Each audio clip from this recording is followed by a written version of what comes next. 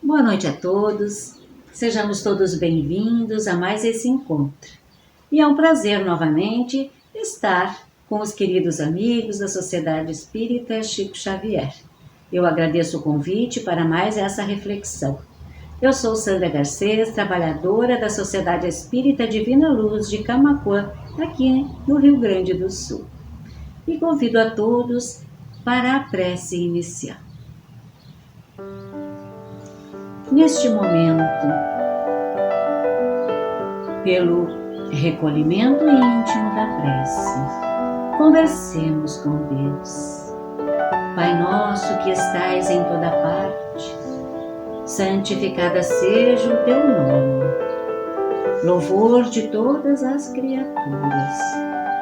Venha a nós o teu reino de amor e sabedoria. Seja feita a tua vontade acima dos nossos desejos, tanto na terra quanto nos círculos espirituais. O pão nosso do corpo e da mente dá-nos hoje. Perdoa as nossas dívidas, ensinando-nos a perdoar nossos devedores, com o esquecimento de todo o mal. Não permitais que venhamos a cair sobre os golpes da tentação de nossa inferioridade. Livrai-nos de todo o mal que ainda reside em nós mesmos, porque só em Ti brilha a luz eterna do reino e do poder, da glória e da paz, da justiça e do amor para sempre.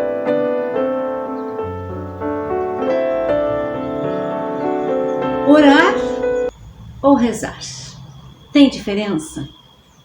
Certa ocasião, ouvindo um vídeo de Anete Guimarães, foi-lhe perguntado sobre qual era a visão dela a respeito da oração. E eu me surpreendi quando ela colocou: você quer saber sobre orar ou rezar? Fiquei encantada, pois eu até então eu não havia parado para pensar nisso. E ela começa a explicar que existe um cientista, um pesquisador, isso em 2009, que estavam estudando os monges tibetanos e que entravam num estado de êxtase místico, né? Um estado alterado de consciência, em que se perde a noção do tempo, né? Na introspecção, e fisicamente eles tinham respostas assim alteradas. E esse cientista estudava isso no cérebro dos tibetanos. E ele percebeu que ele encontrava, ele estava em atividade, né, cerebral. E era o mesmo que encontrava em cérebros de freiras carmelitas, né, quando elas também estavam em oração. Né, porque elas se ausentam do mundo também nessa introspecção e se dedicavam à oração. E elas aceitaram fazer parte dessa pesquisa, quer dizer, monitorar o cérebro.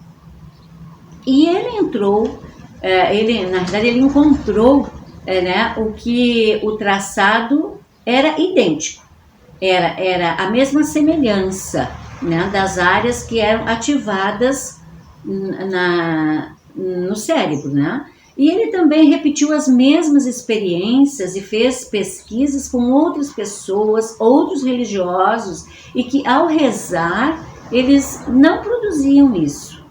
E o cientista, que era ateu e que não acreditava em nada, mas ele notava que diante do trabalho de pesquisa, o efeito que isso tem sobre o cérebro, sobre a saúde e sobre a pessoa é bastante.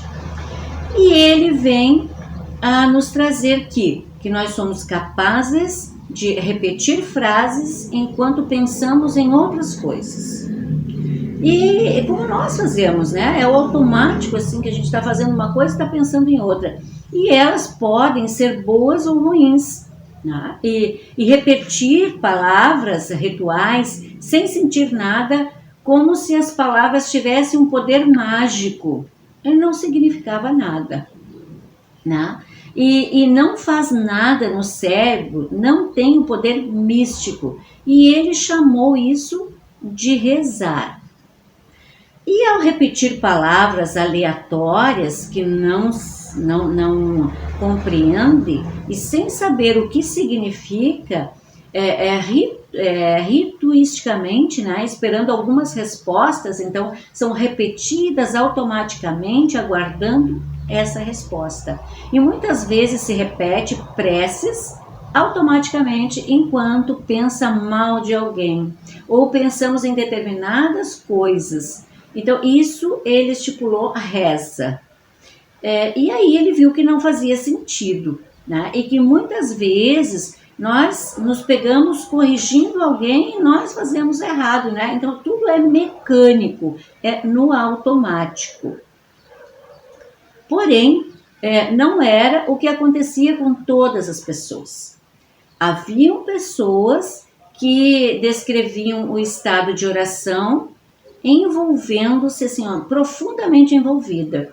E até ele deu um nome, ele chamou de ponto Deus. Então, o cientista conseguiu perceber que quando as pessoas atingiam essa plenitude, com crenças diferentes, ele encontrava uma semelhança quando o processo era emoção, quando havia um envolvimento. E a oração era realmente o foco. E quando as áreas da compaixão, da misericórdia, de conexão humana, quando nós somos tomados da empatia e pelo sofrimento, né, o motivo da oração, ou no impulso de ajudar, que chama-se de bondade, e o estado dessa oração ativa a mesma área cerebral da bondade. Então, ela nos coloca esse estudo desse cientista, né? E aí, o ato de bondade. O que é o ato de bondade? É o impulso de ajudar, mesmo aquelas pessoas que não gostamos, né? E aí ele coloca que existem graduações, que existe a ternura, a gentileza e a bondade. E a ternura seriam o quê? Os impulsos de ajudar aqueles que você ama. A gentileza é o impulso de ajudar um estranho, qualquer pessoa. E a bondade seria o impulso de ajudar qualquer pessoa. Então, quando nós oramos, nós ativamos as mesmas áreas. E vocês devem ter visto esse vídeo e podem ver com mais detalhes, né? E ela coloca também que no Mundo Maior, no livro Mundo Maior, de André Luiz, ele fala sobre determinadas áreas cerebrais e diz que a região do pré-frontal é o que liga o homem à atividade e de onde emanam os sentimentos de compaixão. E isso foi verificado que foi escrito lá na década de 30 e 40, quando quando Chico nos trouxe nessa pesquisa. E essa pesquisa de agora, ela é de 2009, então elas se interligam, né? É muito próximo o assunto. E aí, então, o pesquisador separou orar e rezar. Aonde orar seria a verdadeira ligação com a divindade, e que ele não acreditava, mas ele constatou que produz alterações visíveis na celebração e se manifesta fisicamente através dos estudos de comprovações que produz benefícios nos ateus e mesmo naqueles que não acreditam. E que rezar é um processo mecânico de repetir palavras ritualísticas. Então, o ato de rezar é um processo mecânico, porque a oração é verdadeira ligação com a divindade. Esse estado cerebral que a pessoa atinge, que produz alterações na celebração e também fisicamente, isso tudo constatado. E aí, depois de ouvir esse vídeo, eu fui buscar mais informações sobre isso. E aí, esse nosso encontro é para que eu possa falar sobre isso. Então eu desejo assim, que possam todos ter um proveito, como eu tive sobre esse assunto. E aí fui ver no livro Mundo Maior, citado por Annette, que um dos estudos sobre o comportamento humano, ele está lá no capítulo 3 do livro, esse trazido por André, né, psicografado por Chico, onde Calderaro faz uma observação ao conversar com André Luiz. E ele nomina que a nossa mente está estruturada em 3 departamentos, em 3 níveis. E ele diz: não podemos dizer que possuímos 3 cérebros simultaneamente. Temos apenas um que, porém, se divide em 3 regiões distintas, como se fora um castelo de 3 andares. No primeiro, situamos a residência de nossos impulsos automáticos, simbolizando o resumo dos serviços realizados. No segundo, localizamos domicílio das conquistas atuais, aonde se erguem e se consolidam as qualidades nobres que estamos edificando. No terceiro, temos a casa das noções superiores, indicando as eminências que nos cumpre atingir. Num deles moram o hábito e o automatismo. No outro residem o esforço e a vontade. E no último, demoram o ideal e a meta superior a ser alcançado. Distribuímos, deste modo, nos 3 andares, o subconsciente, o consciente e o superconsciente. Como vemos, possuímos em nós mesmos o passado, o presente e o futuro. O ideal é que vivamos a maior parte do nosso tempo entre o 2º e o 3º andar da nossa mente. Infelizmente, muitos de nós ainda estão presos aos instintos e aos ganhos da vida material. São pessoas que se acostumaram no 1º andar e não entendem a necessidade de uma vida mais espiritual. E daqui a gente tem que entender o mundo espiritual. Porque se eu não acreditar nisso, na vida, no ir e vir, eu não consigo também entender o que ele nos diz. Vivemos no automatismo e não percebemos que continuamos a viver com hábitos adquiridos e muitos deles ainda alimentados por entidades perturbadoras que estimulam os nossos desejos. E aos poucos nós vamos ficando assim de tal modo perturbados com nossas próprias ações que desenvolvemos o medo, a ansiedade, o pânico, a depressão, a alienação mental, como forma de fuga. Quer dizer, não suportamos o cotidiano que nos é estabelecido, aquilo que a gente se programou. E daí as nossas orações automatizadas, né? Querendo nos livrar daquilo que nós construímos. E não a prece através do equilíbrio. E daí, tendo compreensão do que eu estou pedindo, agradecendo, aceitando as escolhas já elaboradas no plano espiritual, quando da minha reencarnação. Nós esquecemos disso. Lá no capítulo 27 do Evangelho segundo o Espiritismo, que é o capítulo reservado, né, a esse assunto, e tem como título Pedi e Obtereis, ele fala das qualidades da prece. E lá onde Mateus, né, Marcos e Lucas, em versículos apontados, eles vêm nos falar. Jesus definiu claramente as qualidades da prece. Porque quando orardes, diz ele, não vos ponhais em evidência, antes orai em segredo. Não afeteis orar muito, pois não é pela multiplicidade das palavras que sereis escutados, mas pela sinceridade delas. Antes de orardes, se tiverdes qualquer coisa contra alguém, perdoai-lhe, visto que a prece não pode ser agradável a Deus, se não parte de um coração purificado de todo sentimento contrário à caridade.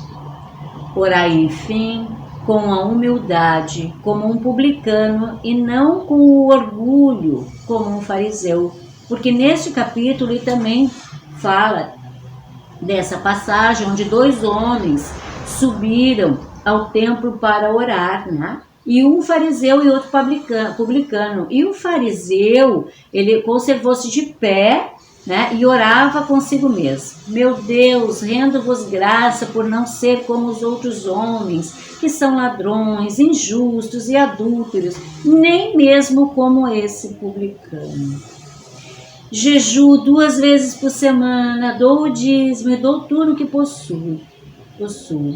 E o publicano, ao contrário, ele conservava-se afastado, não sequer ousava olhar, erguer os olhos ao céu, mas batia no peito, dizendo: meu Deus, tende piedade de mim, que sou um pecador. E aí, vamos ver. Examinai então os vossos defeitos e não as vossas qualidades. E se vos comparardes aos outros, procurai o que há de vós, de mal em vós. E é dessa forma que devemos fazer as nossas orações. No capítulo fala da eficácia da prece. Que seja o que for que pensais, crede que obtereis, e concedido vos será o que pedirdes. É Marcos, no capítulo item 11. E o que Deus concederá sempre? Se ele o pedir com confiança, é a coragem, a paciência, a resignação. E ele também concederá os meios de se tirar por si mesmo das dificuldades. Então, mediante as ideias que fará, de soprarem, né, os bons espíritos que vão nos sugerir, então, dessa forma é que o mérito da oração. E ele assiste Deus assiste os que ajudam-se a si mesmos, né? E aí vem aquela expressão: ajuda-te que o céu te ajudará. E não assiste, porém, os que tudo esperam de um socorro estranho, diz ali, sem fazer uso das faculdades que possui. Entretanto, a mais das vezes, o que o homem quer é ser socorrido por milagre, sem despender o mínimo esforço. Infelizmente, nós oramos querendo que nos livre daquilo tudo que nos faz mal, mas a gente não entende como é que a gente está orando. Então aqui é um alerta, né? Como eu estou orando? Como você está orando? O outro item do mesmo capítulo fala da ação da prece, dessa transmissão do pensamento, né? Que a prece é uma invocação mediante o qual o homem entra em contato pelo pensamento, né? Entra em comunicação, né, com aquele a quem ele se dirige, né? E pode ter por objeto um pedido, um agradecimento, uma glorificação. E aí nós podemos orar por nós ou pelos outros, pelos vivos ou pelos mortos, os encarnados e os desencarnados. E que essas preces feitas a Deus, elas são escutadas pelos espíritos incumbidos, né, dessa execução das vontades. E que são dirigidos aos bons espíritos, são reportadas a Deus. E quando alguém ora por seres que não é de Deus, que são intermediários ou intercessores, que nada tem que seja vão, não vai ser levado a Deus, né? E está no pensamento o poder da prece, que por nada depende nem das palavras, nem do lugar. Isso é muito importante. Em qualquer lugar que estejamos, a prece, o pensamento levado a Deus, ela pode ser, não precisa estar dentro de um templo religioso, né? Não faz a influência, não vai influenciar esse tempo, né? Então, o que realmente vai depender do meu pensamento, de como eu estou pedindo isso, né? E a partir desse capítulo vem as outras coletâneas de preces que todos devem conhecer. Também busquei no livro editado pela FEB, pela Federação Espírita, Nas Pegadas do Mestre, trazida por Vinícius, né? Rezar e Orar. Está lá na página 70, aonde nos diz: rezar é repetir palavras segundo fórmulas determinadas. É produzir eco que a brisa dissipa, como sucede a voz do sino que no espaço se espraia e morre. Orar é sentir. É o sentimento intraduzível. E não há palavras que o defina com absoluta precisão.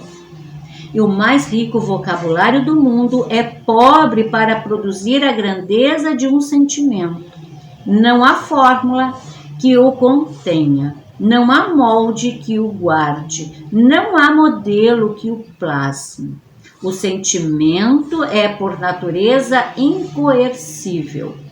Como o relâmpago pronunciando o temporal, o sentimento fere o campo da nossa consciência e, num dado instante, penetra o âmago do infinito. Quem o retém? Quem ousa interpretá-lo? Quem o pesa e quem o mede? Só Deus conhece, só Deus o julga como justiça. Porque só Deus sabe o que são essas vibrações de nossa alma quando, para Ele, apelamos na linguagem misteriosa do sentimento.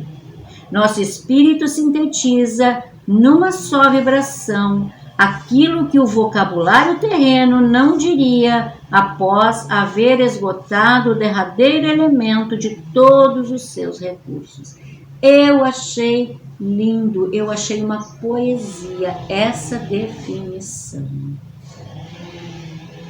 Como é maravilhoso a gente orar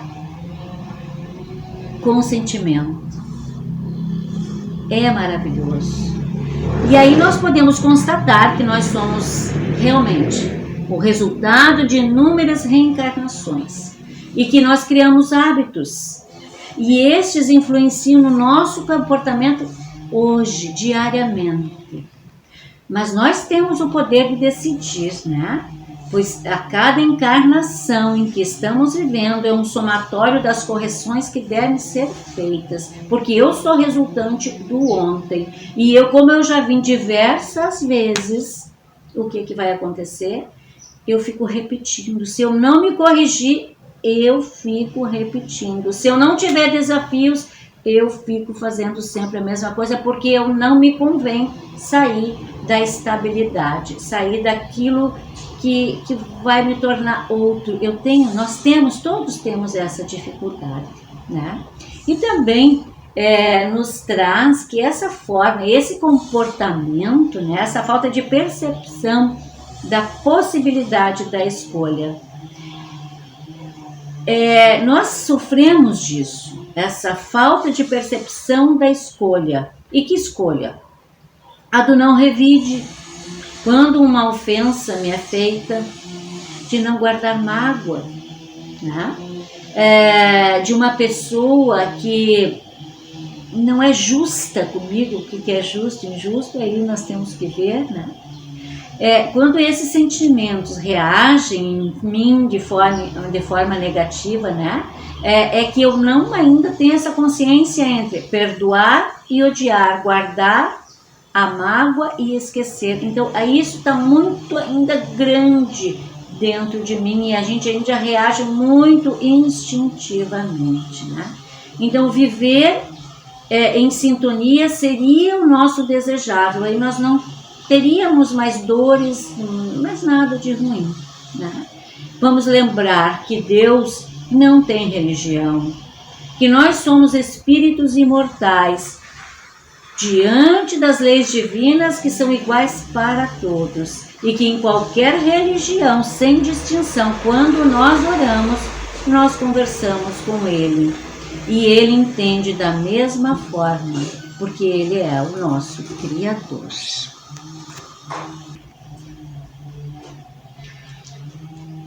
Espero que tenha colaborado com todos. Foi mais uma leitura daquilo tudo que as obras kardecianas, que são referências para o nosso viver aqui, porque ora estamos aqui, ora do outro lado, que possamos aprender, prestar atenção no orar e vigiar, na prece e na oração. E aí eu convido a todos para juntos nos unirmos para a prece final com a oração de São Francisco. Senhor, fazei-me de mim um instrumento da vossa paz. Onde houver ódio, que eu leve o amor. Onde houver ofensa, que eu leve o perdão. Onde houver discórdia, que eu leve a união. Onde houver dúvidas, que eu leve a fé. Onde houver erro, que eu leve a verdade. Onde houver desespero, que eu leve a esperança. Onde houver tristeza, que eu leve a alegria. Onde houver trevas, que eu leve a luz. Ó Mestre, fazei com que eu procure mais consolar que ser consolado, compreender que ser compreendido, amar que ser amado, pois é dando que se recebe, é perdoando que se é perdoado, e é morrendo que se vive para a vida eterna. Que assim seja. Desejo de muita paz e muita luz para todos nós.